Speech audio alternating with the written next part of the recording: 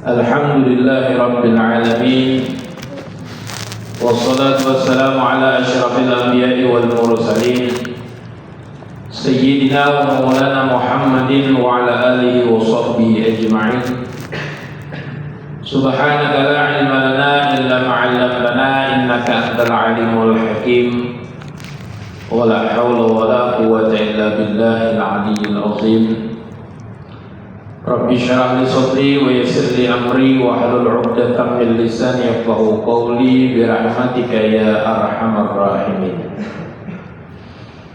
Bapak-bapak yang dirahmati oleh Allah Subhanahu wa taala, mari kita bersama-sama mengucapkan rasa syukur dengan ucapan alhamdulillah. Di malam hari ini kita semua dianugerahkan oleh Allah Subhanahu wa taala nikmat sehat, nikmat luang waktu, sehingga kita dapat memanfaatkan kesehatan yang ada di dalam batang tubuh kita, memanfaatkan daripada luangnya waktu kita untuk bersama-sama beribadah kepada Allah Subhanahu wa taala. Maka pantaslah kita mensyukurinya dengan ucapan alhamdulillah. Kemudian salawat dan salam tidak lupa kita haturkan kepada baginda Nabi Muhammad sallallahu alaihi wasallam. Mudah-mudahan perkumpulan kita seperti ini, silaturahim kita seperti ini adalah salah satu cara kita untuk mengamalkan satu sunnah yang disunnahkan oleh Nabi Muhammad SAW, yaitu dengan menjalin tali silaturahim. Kemudian di dalam tali silaturahim itu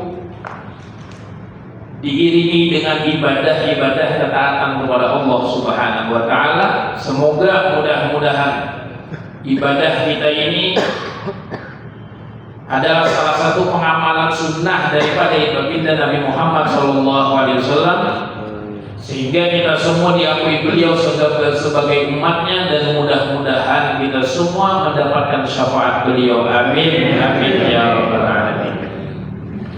Bapak-bapak yang dirahmati oleh Allah Subhanahu wa taala, Isra Mi'raj malam hari ini agak lain, agak spesial. Jadi kita bahas yang agak spesial juga. Kambing guling amrat ya. biasanya kita yang kita bahas mungkin fikih, mungkin tentang hati, tentang kelakuan adab sopan santun. Maka di malam hari ini insyaallah kita sedikit membahas tentang Isra wal Mi'raj Nabi besar Muhammad sallallahu alaihi wasallam. Kapan terjadinya Isra wal Mi'raj Nabi Muhammad sallallahu alaihi wasallam? Yaitu pada tahun ke-12 setelah Nabi Muhammad diangkat menjadi nabi dan rasul. Tapi para ulama khilaf, ada yang mengatakan di tahun ke-9 kenabian, ada yang mengatakan di 11 kenabian, ada yang mengatakan di 12 kenabian. Tapi yang muktamad adalah ketika Nabi dalam kenabiannya sudah 12 tahun dalam kenabiannya, di situ yang muktamad atau para ulama bersepakat di sana bahwa ketika itulah Nabi di Isra Mi'rajkan oleh Allah Subhanahu wa taala. Ala melihat kesimpulannya, ketika Nabi Muhammad SAW diangkat jadi nabi dan rasul, itu berumur 40 tahun. 40 tahun. Maka ditambah 12, berarti Nabi masih di kota Mekah ketika itu diamnya atau tinggalnya, mukimnya. Maka ketika itu di tahun ke-12 kenabian, maka terjadilah peristiwa Isra Mi'raj, peristiwa yang luar biasa yang Allah berikan kepada baginda Nabi Muhammad SAW. Dengan peristiwa ini Nabi Muhammad SAW diperlihatkan oleh Allah Subhanahu wa taala tentang keajaiban-keajaiban alam semesta, atau diperlihatkan oleh Allah Subhanahu wa taala kehebatan Allah Subhanahu wa taala. Diperlihatkan oleh kepada Nabi Muhammad sallallahu alaihi wasallam. Maka Nabi ketika itu melihat terbelalak mata beliau dengan keagungan Allah Subhanahu wa taala, sehingga ringkas cerita setelah terjadi peristiwa Isra dari Mekah ke Palestina, Mi'raj dari Palestina ke langit ketujuh dan ke aras terus sampai ke atas langitnya. Setelah kejadian itu, setelah Isra, setelah Mi'raj, setelah turun Nabi Muhammad ke bumi kembali dan membawa oleh perintah dari Allah Subhanahu wa taala, yaitu salat 5 waktu, maka Nabi berkata ketika itu di tengah-tengah orang Mekah, di tengah-tengah orang-orang kafir Quraisy. Apa kata Nabi Muhammad SAW dalam kitab Nurul Yakin? Nah, itu ada dalam kitab Nurul Yakin, banyak dalam kitab-kitab sejarah ceritakan ketika Nabi Muhammad SAW diisrakan, dimi'rajkan bahkan oleh Allah Subhanahu wa taala, kemudian dikembalikan lagi ke alam dunia. Itu duduk bekasnya Nabi Muhammad SAW di samping Ka'bah ketika itu belum panasnya, itu belum hilang. Saking perjalanan itu cepatnya luar biasa. Bang Uji duduk loh, biar duduk loh Bang Uji. Nah, biar nyapai, habis biar duduk loh, biar nyapai bekas pantat, apalagi pantat Mas Ali ya ada.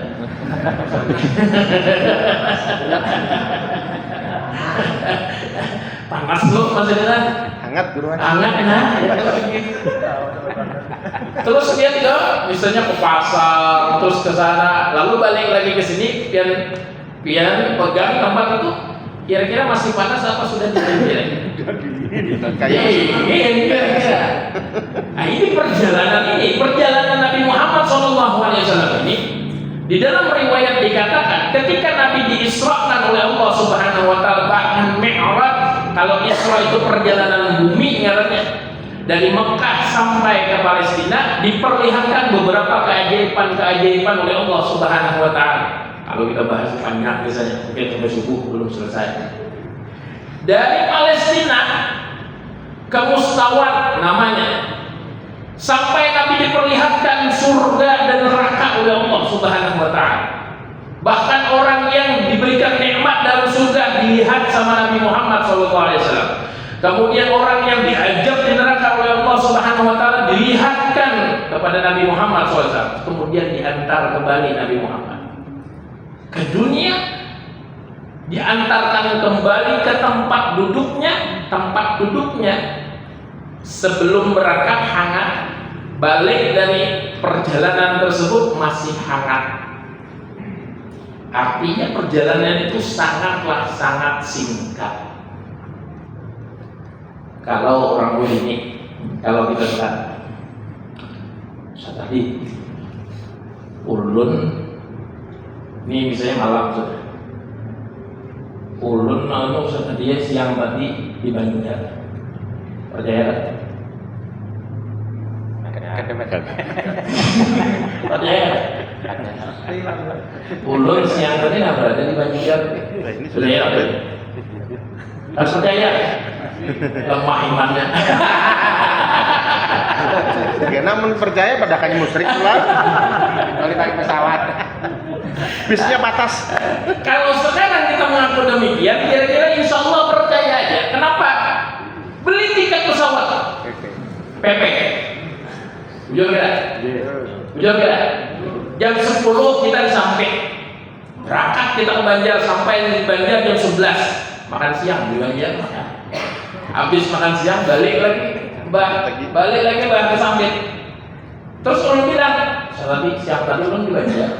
Percaya enggak? Percaya. Kenapa? Karena memang ada alat transportasi yang kita tadi itu dengan akal kita ini bisa kita mencerna. Ujar kita. Ulun ulun semalam ada di Mekah, harinya ada di Sempit. Percaya? Belum. Kada percaya nama silom. Kada yakin minanya nih. Sama-sama nyampe. Percaya kada mau gimana? Nah, percaya. Orang tua gimana itu?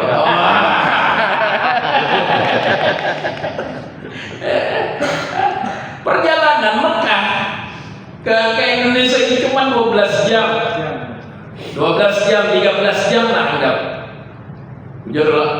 Nah, jadi kalau ulun mengaku kemarin ulun di Mekah, hari ini sudah ada di Sampit, percaya tak? Percaya. Percaya. Kenapa? Karena ulun memakai alat transportasi yang akal kita ini bisa menerima. Betul.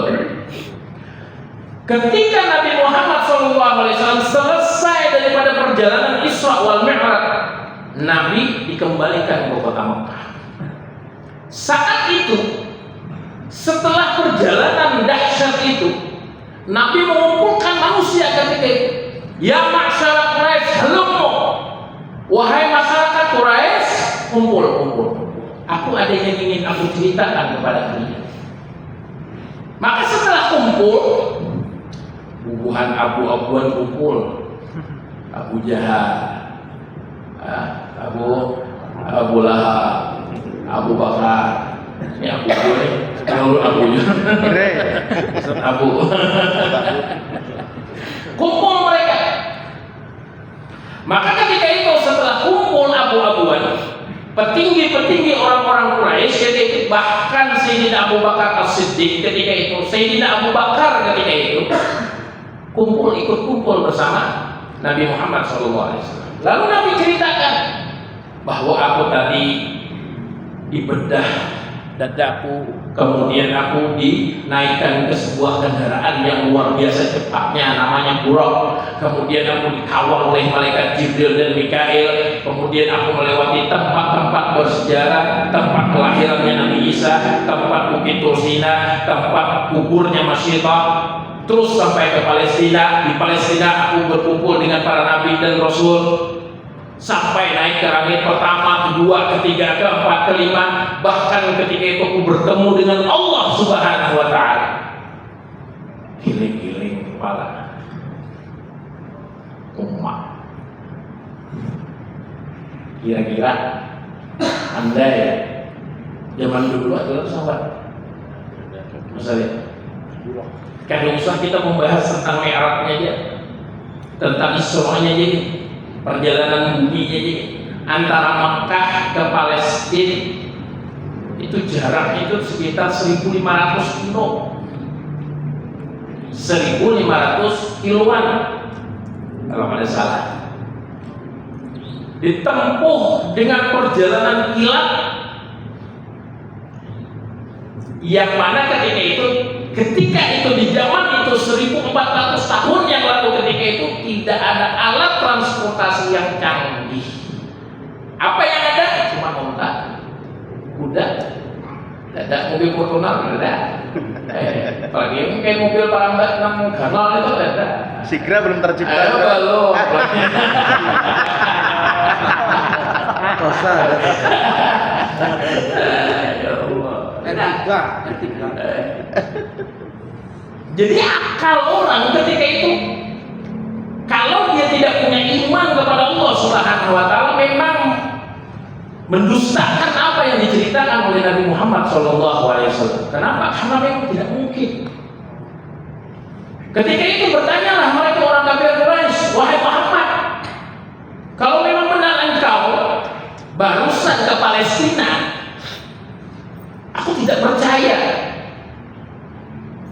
Kata Nabi, apa yang perlu aku buktikan di Palestina? Kemudian kata mereka, kata orang-orang kafir Quraisy yang pernah berdagang ke Palestina, mereka mengatakan dan ingin mengetes apakah benar apa yang disampaikan Muhammad. Lalu mereka bertanya kepada Nabi Muhammad, wahai Muhammad, kalau memang benar engkau ke Palestina tadi, coba bagaimana sifat atau bagaimana hiruk pikuk daripada pasarnya Palestina bagaimana? Lalu diterangkan oleh Nabi Muhammad SAW. Pasar Palestina itu begini, kata Nabi. Kemudian ada jalan perempatan, ada pertigaan, kemudian ada orang yang begini. Apa yang disampaikan oleh Nabi Muhammad SAW ketika itu, yang mana mereka tidak mempercayainya sebenarnya dan memang tidak masuk akal oleh mereka.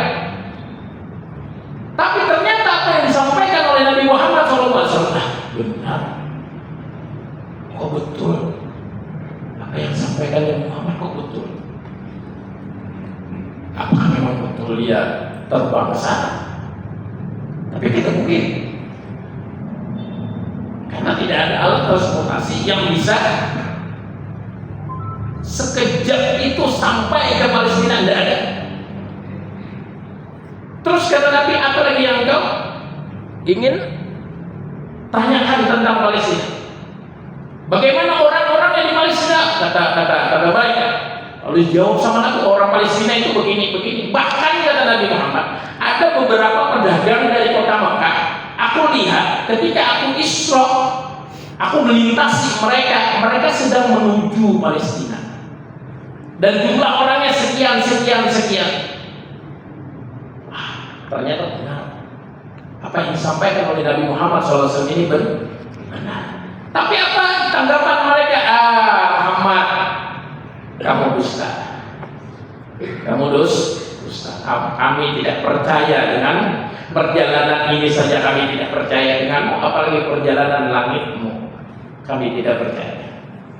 Ya sudah, ada apa-apa, kata Nabi Muhammad SAW. Yang penting aku sudah menyampaikan bahwa aku ketemu dengan Allah Subhanahu wa Ta'ala, dan aku diperintahkan bersama dengan umatku orang yang akan beriman kepadaku, kata Nabi Muhammad, untuk sholat 5 waktu. Maka siapa yang membenarkan, awal pertama orang yang membenarkan Isra Mi'raj ini adalah Sayyidina Abu Bakar As-Siddiq.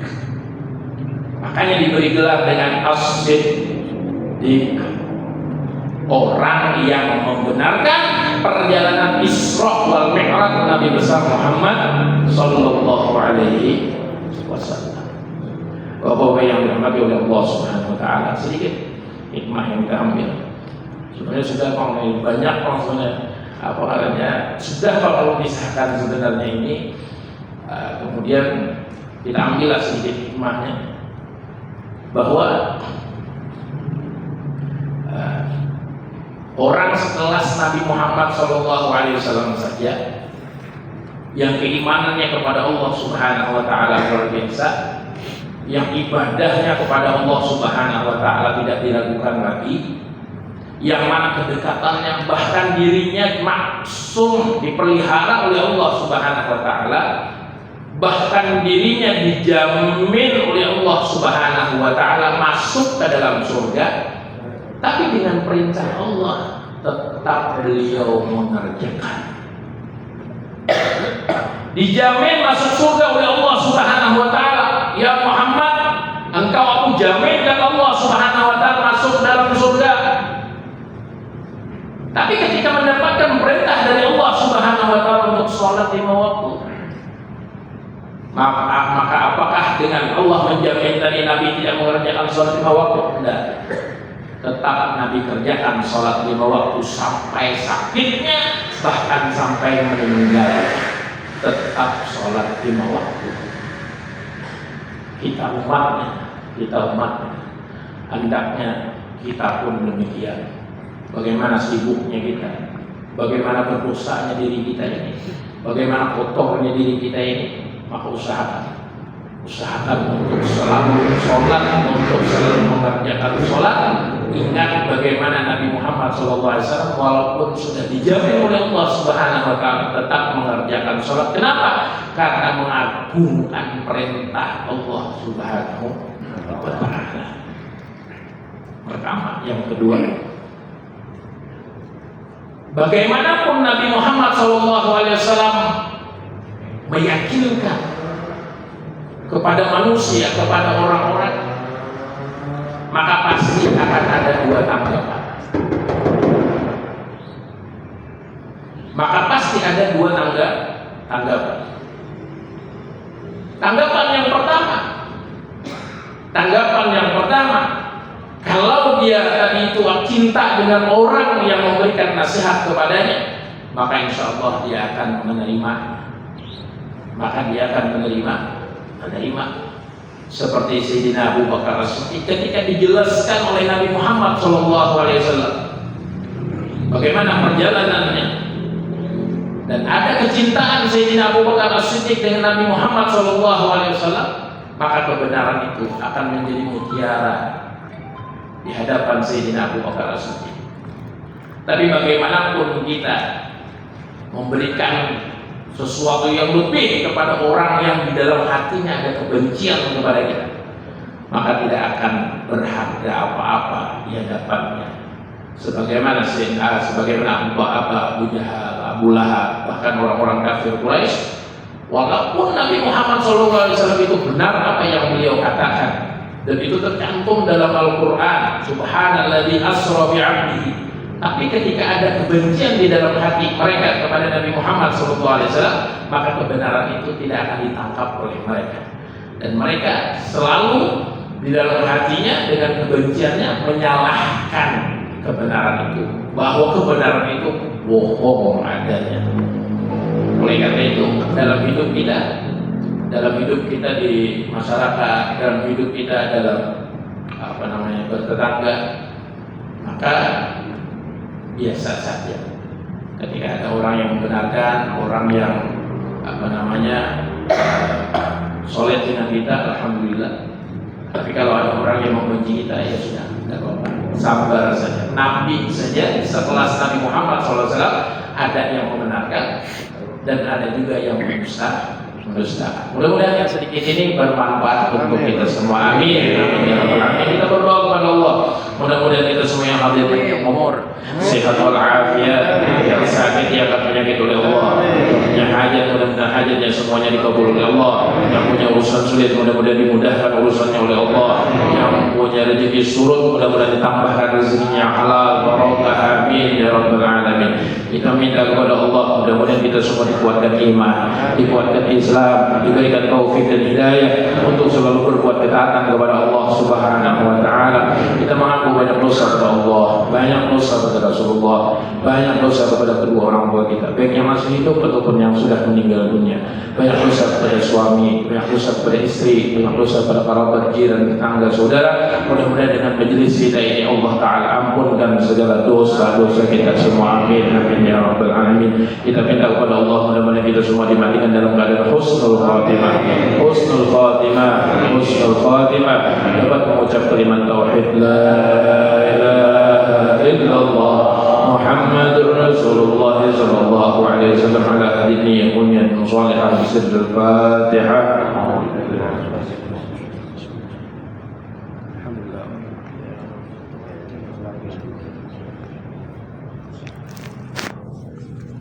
Amin ya Allah. Bismillahirrahmanirrahim.